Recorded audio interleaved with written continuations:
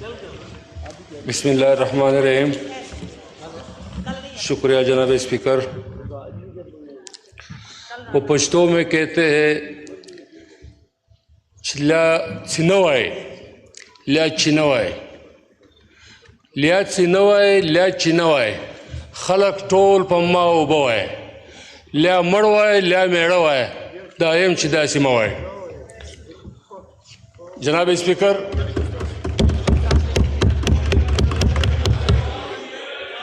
جی نہیں بس تشریح خود کرو، سمجھنے والا سمجھ گیا. تشریح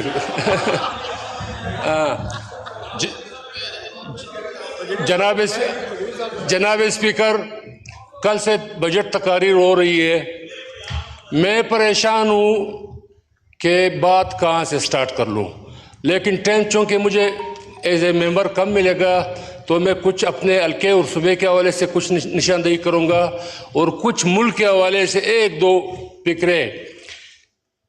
سب پریشان ہیں یہاں پہ کہ ہم جس ملک میں رہ رہے ہیں، ملک تو اللہ نے بہت پیارا دیا ہوا ہے، لیکن ہم نے عذاب میں مبتلا کر دیا. کہتے ہیں کہ ایک بادشاہ مر گیا، اب اس کی وراثت میں جانشین اس کا ایک بیٹا تھا. جب اس نے سلطنت سنبھالی تو جوان تھا، پریشان تھا کہ میں وہ کون سے فارمولے اپناؤں جس سے میری بادشاہت اور سلطنت مضبوط ہو جائے. تو اس وقت کا ایک غوث، ایک پیر، ایک فقیر ایک پہاڑ پہ بیٹھا ہوا تھا، اس کے پاس پہنچ گیا کہ جناب مجھے وہ طریقے بتایا تھا کہ میں اپنا سکوں اور میری سلطنت مضبوط ہو جائے. تو اس نے کہا 3 چیزوں پہ دھیان دو. نمبر 1، اپنی فوج مضبوط رکھو. نمبر 2، اپنی خزانے کو مضبوط رکھو. نمبر 3، اپنے اعتماد کو بحال رکھو. تو وہ سوچنے کے بعد پوچھنے لگا اگر حالات اس طرح ہوئے کہ میں تینوں پہ دھیان نہ دے سکا تو کس ایک کو چھوڑ دوں؟ تو انہوں نے کہا فوج چھوڑو. اگر آپ کا خزانہ مضبوط ہوگا تو فوج پھر بھی آپ بھرتی کر سکتے ہو. تھوڑی دیر سوچنے کے بعد اس نے کہا اگر حالات مزید سخت ہوئے پھر ان 2 میں سے کس کو چھوڑو؟ اس نے کہا خزانہ کو چھوڑو، لیکن اپنے عوام اور اپنے آپ کے درمیان اعتماد کو خراب کرنے مت دو.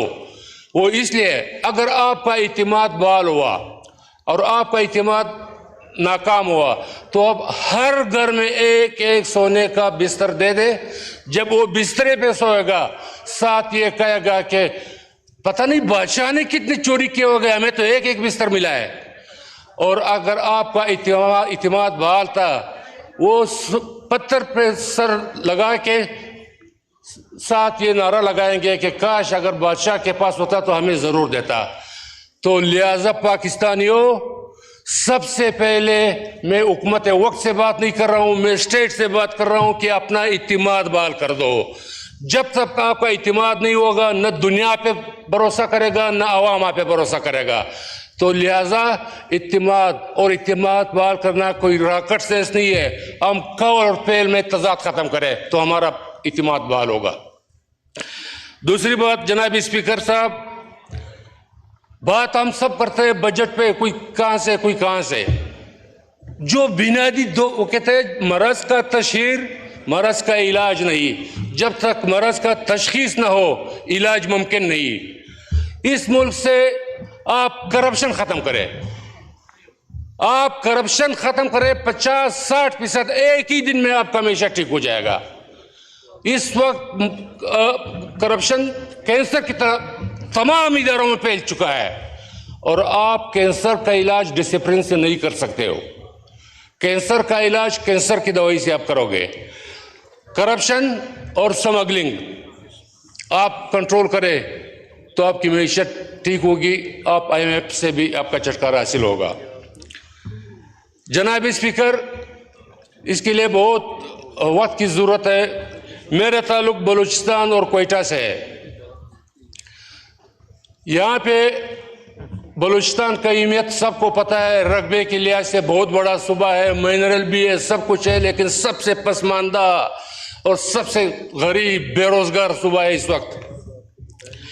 تو باقی صوبوں سے جوڑنے کے لیے ہمارے ساتھ 2-3 ذرائع ہے، ایک ہوائی جہازوں کا، ایک ریلوے کا ہے، ایک روڈوں کا ہے۔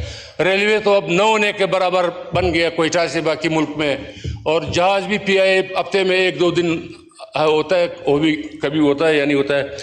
روڈ، جناب نواز شریف صاحب نے اسلام آباد سے ڈے خان تک ایک موٹر وے بنایا تھا، اور وہ منصوبہ تھا ڈے خان سے زوب اور کوئٹہ۔ تو میں حکومت کا کوئی نمایاں منسٹر صاحب بیٹھے ہوئے کہ اگر اس منصوبے کو بھی اس بجٹ میں دیکھا جائے کہ وہ کام کیوں رکا ہوا ہے اور کیوں ابھی تک کمپلیٹ نہیں ہو رہا ہے۔ پھر شہباز شریف صاحب نے کوئٹہ سے کراچی کا روڈ، جو اس نے خود افتتاح کیا تھا پچھلی حکومت میں، اور ایک ٹائم فریم بھی دیا ہوا تھا، لیکن وہ بھی سست روی کا شکار ہے۔ تو میں جناب پرائم منسٹر سے بھی ریکویسٹ کرتا ہوں کہ آپ اس منصوبے کا بھی جو آپ نے خود افتتاح کیا تھا وہ آپ ذرا دیکھ لیں۔ تیسرا، کوئٹہ میں پانی، پینے کا پانی کا بہت بڑا پرابلم ہے۔ پچھلی تقریر بھی میں نے کہا تھا جناب اسپیکر، وہاں پہ ایک منگی ڈیم اور ایک 2-3 اور ڈیمز تھے جن کا افتتاح بھی ہوا تھا، کچھ کام بھی اس پہ ہوا تھا۔ اس بجٹ میں اگر کوئٹہ کا پانی کا گرینڈ واٹر منصوبہ رکھا جائے تو 28-30 لاکھ کا شہر ہے جو بلوچستان کا سب سے بڑا شہر ہے، ان کا پانی کا مسئلہ بھی حل ہوگا۔ وہاں بجلی کے حوالے سے پورا بلوچستان تو اندھیروں میں ہے، لیکن خاص کر کوئٹہ جو جتنا بجلی ملتا ہے وہاں پہ، لیکن وہاں جو فیڈر ہے اتنے پرسدہ اور پرانا، اگر بجلی آ بھی جاتی ہے تو ٹرپ کر جاتا ہے۔ تو بجلی کے حوالے سے کوئٹہ کے لیے اگر بجٹ میں کچھ رکھا جائے تو بہت اچھا رہے گا۔ گیس کا ہی پرابلم ہے بلوچستان سے، حالانکہ 50 سال سے گیس بلوچستان سے سوئی سے نکلتا ہے، لیکن وہاں ابھی تک گیس کا کوئٹہ کے علاوہ باقی تو ہے نہیں، وہ کوئٹہ میں بھی نہ ہونے کے برابر ہے۔ تو جناب اسپیکر، یہ چند روڈز جو اس وقت یہ جو ڈے خان اور روب والا ہے، یہ باقاعدہ 3 صوبوں کو بالکل قریب کر لے گا، اور یہ کراچی اور کوئٹہ والا، اور ایک ہے قلعہ سپلائے سے ڈیجی خان۔ جتنا بھی بلوچستان کا کوئلہ ہے، بہت بڑا ٹرانسپورٹ یہاں پہ جا رہا ہے، اس روڈ کو بھی اگر اس منصوبے میں شامل کیا جائے۔ لینڈ آرڈر بلوچستان کا اتنا خراب ہے جناب اسپیکر، دکی میں ہو یا باقی ہمارے صوبوں میں، اگر لینڈ آرڈر کے حوالے سے بھی اس بجٹ میں کچھ رکھا جائے، کیونکہ وہاں جب تک لینڈ آرڈر ٹھیک نہیں ہوگا تو روزگار نہیں ہوگا، جب روزگار نہیں ہوگا تو مزید اسٹریٹ کرائم پھیلے گی، تو اس حوالے سے بھی اس میں کچھ رکھا جائے۔ نادرا کا بہت بڑا پرابلم ہے، وہاں پہ بہت بڑی آبادی ہے ہمیں، تو میں اگر منسٹر صاحب سن رہا ہے تو نادرا سینٹرز کوئٹہ میں اور بلوچستان میں ان کی بہت ضرورت ہے کہ جگہ جگہ پہ نادرا سینٹر کھولا جائے تاکہ لوگوں کو اپنی شناختی کارڈ بنانے کے لیے آسانی رہے۔ جناب اسپیکر، ہمارے ایک فاضل ممبر نے اسلام آباد سے جس کا تعلق تھا، جب اس نے اسلام آباد کے حوالے سے باتیں کی تو میں آنسر آتا، میں نے کہا جب اسلام آباد کا یہ حال ہوگا تو زوب اور گوادر اور چمن کا کیا حال ہوگا، وہاں پہ کیا کیا مسائل نہیں ہوں گے۔ تو لہٰذا ایک ممبر نے وہاں اپوزیشن سے بیٹھ کے 12 جو گیٹ وے ہے ان کے حوالے سے بات کی۔ واقعی یہ بات میں سپورٹ اس لیے کر رہا ہوں جناب اسپیکر، اگر جتنی بھی ہمارے گیٹ وے ہے، بارڈرز ہے، اگر ان کو لیگلائز کیا جائے، اگر ان پہ جتنا کاروبار ہے ان کو لیگلائز کیا جائے تو ہماری معیشت بہت مضبوط ہوگی، ہمارا خزانہ بھرے گا۔ تقریباً 15 سے 20 ہزار لوگ 9 مہینے سے چمن شہر میں دھرنے پہ یا پر لت کے نام سے بیٹھے ہوئے ہیں۔ اب ایک سیدھا سادہ بات ہے، یہاں پہ لوگ بات کرتے ہیں کہ وہ کہتا ہے وہ پاسپورٹ نہیں مانتا ہے۔ میں کہتا ہوں جناب شہباز شریف صاحب سے کہ ایک بااثر اور با اختیار ایک کمیٹی بنائی جائے، ان کو سنا جائے کہ اگر 60 سال پاسپورٹ نہیں تھا تو کیوں نہیں تھا، اور اب اگر پاسپورٹ ہے تو کیوں ہے، ان کو سنا جائے۔ کیونکہ یہاں پہ ہزاروں کی تعداد میں لوگ جو کاروبار سے منسلک ہے وہ سارے بے روزگار ہیں. جب وہ بے روزگار ہو گئے تو ان کے اثرات باقی بلوچستان میں پڑے گا, اور جب بلوچستان بے روزگار ہوگا تو پاکستان پہ اثرات آئے گا. تو لہٰذا ایک کمیٹی بنائی جائے, چمن کے جو پرلت ہے ان کو سنا جائے کہ اگر پاسپورٹ ہم مانگ رہے تو اس وجہ سے مانگ رہے, اور جب 70 سال سے پاسپورٹ نہیں تھا اس کے پیچھے بھی ایک داستان ہے کیوں نہیں تھا. وائنڈ اپ کریں, 10 منٹ ہو گئے پلیز. تو بہت مہربانی جناب اسپیکر صاحب,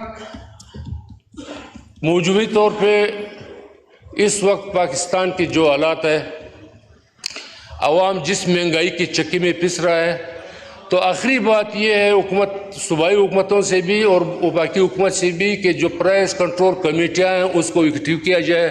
پہلے تو مہنگائی ہے, اگر اب مہنگائی تھوڑا کم ہونا شروع ہوا لیکن عوام تک ان کے ثمرات ابھی تک نہیں جا رہا ہے. نہ کرایہ کم ہو رہا ہے, اگر آئل پٹرول سستا ہوا نہ کرایہ کم ہو رہا ہے نہ کچھ ہو رہا ہے.